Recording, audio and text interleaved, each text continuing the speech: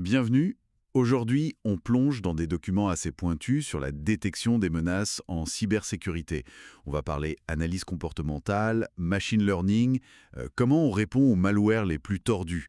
L'idée, c'est vraiment de comprendre comment ça marche et pourquoi c'est devenu si crucial. Exactement. On va essayer de voir comment toutes ces briques s'assemblent pour construire une défense, disons, plus intelligente. Parce qu'en face, ça innove constamment. Bon, alors, pour commencer simple, il y a deux grandes approches, c'est ça? La détection par signature, Oui, là on cherche ce qu'on connaît déjà. Le malware classique, identifié. et puis l'analyse comportementale ou d'anomalie. Là, on traque ce qui est bizarre, ce qui sort de la norme. C'est ça, l'inhabituel. Les sources donnent l'exemple du honeypot. Ça, c'est assez malin comme approche, non? Un leurre en fait. C'est tout à fait. C'est un pot de miel, littéralement. Un système factice exposé pour attirer l'attaquant. Ça permet d'étudier leur technique sans mettre en danger les vrais systèmes. Mais c'est juste une pièce du puzzle, j'imagine. Ah oui, complètement. Ça s'intègre dans ce qu'on appelle la défense en profondeur. L'idée, elle est simple, mais elle est forte. On multiplie les lignes de défense. Pare-feu, système à jour, chiffrement, authentification robuste. Si une défense tombe, une autre prend le relais. Voilà. La résilience vient de cette superposition de barrières. C'est essentiel. Et c'est là, je suppose, que l'intelligence artificielle et le machine learning, le fameux ML, deviennent vraiment intéressants. Absolument. Les documents insistent là-dessus. Leur force, c'est d'abord de pouvoir traiter des quantités de données gigantesques et d'y déceler des motifs très subtils, des signaux faibles qu'un humain pourrait manquer. Et surtout, ils apprennent, ils s'adaptent. C'est pas comme une règle fixe qui devient vite obsolète. Précisément. Le ML peut évoluer. Face à une menace inconnue, une nouvelle technique d'attaque, il peut apprendre et ajuster sa détection. On parle d'algorithmes comme les SVM par exemple. Ils sont bons pour ça, pour séparer le normal du suspect, même quand c'est complexe. Un peu comme un expert qui trie un énorme tas d'informations. C'est une bonne image. Et l'IA aide aussi à automatiser les tâches répétitives d'analyse. Ça libère du temps pour les experts humains sur les cas les plus pointus. Mais est-ce qu'il n'y a pas un risque que cette adaptabilité génère aussi plein de fausses alertes? Le système voit un truc nouveau, mais légitime, et il panique? C'est le défi permanent. Réduire les faux positifs, c'est crucial, sinon on noie les analystes. C'est là qu'intervient l'apprentissage non supervisé mentionné dans les sources. Lui, il cherche les vraies anomalies, les trucs vraiment bizarres dans les données, sans avoir besoin qu'on lui ait montré cette menace précise avant.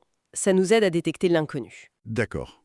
Une détection plus proactive, donc. Oui, c'est l'idée. Trouver l'aiguille dans la botte de foin, même si on ne sait pas exactement à quoi ressemble l'aiguille au départ.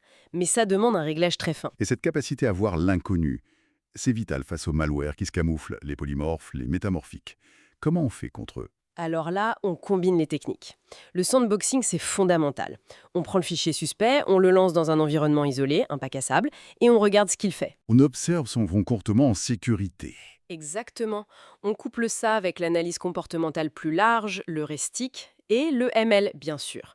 Les sources parlent aussi d'analyser la structure même des fichiers exécutables, les fichiers peu. Regardez sous le capot du programme en quelque sorte, hein. C'est un peu ça. Où est le code? Quelles ressources il utilise? Des anomalies dans cette structure, ça peut trahir un malware, même s'il essaye de se cacher. C'est assez technique. Ok, on analyse le code. Et au niveau du réseau, quels sont les signaux d'alerte typiques? Ah, les classiques mais toujours efficaces.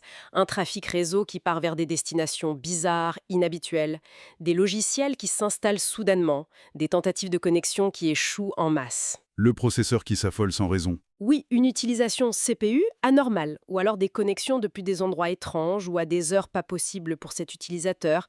Tout ça, ce sont des indicateurs. Et pour détecter ça, il y a tout un processus en amont. Absolument. Ça commence par la collecte des bonnes données. Puis il faut les nettoyer, les normaliser pour pouvoir comparer ce qui est comparable. Ensuite, on extrait les caractéristiques importantes, qu'est-ce qu'on va surveiller précisément. Le feature extraction, comme on dit. Voilà. Et après seulement, on entraîne les modèles de détection. Et on valide leur performance. Pour le non supervisé, on a des métriques comme le score de silhouette, par exemple.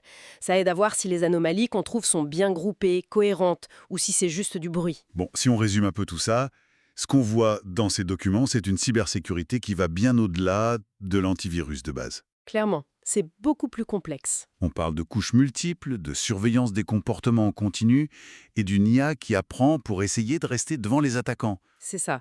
L'objectif fondamental, ça reste d'identifier ce qui dévie de la norme, ce qui est suspect. Alors, une dernière réflexion pour la route? On voit que ces techniques améliorent énormément la détection. On réagit mieux, plus vite, même à l'inconnu, en analysant ces signaux faibles. Mais la question qui reste ouverte, c'est est-ce que ça nous permet vraiment de prédire la prochaine attaque, d'anticiper avant même qu'elle ne commence?